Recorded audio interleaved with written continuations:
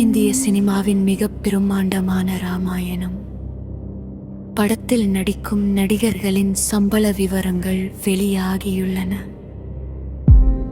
ராமராக நடிக்கும் ரன்பீர் கபூர் சுமார் 75 கோடி ரூபாய் சம்பளம் பெறுவதாகவும், சீதையாக நடிக்கும் சாய் பல்லவி 12 கோடி ரூபாய் பெறுவதாகவும் கூறப்படுகிறது.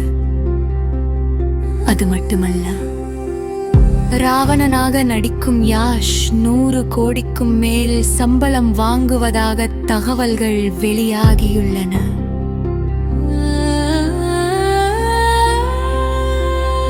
இந்த சம்பள பட்டியல் குறித்து உங்கள் கருத்து என்ன?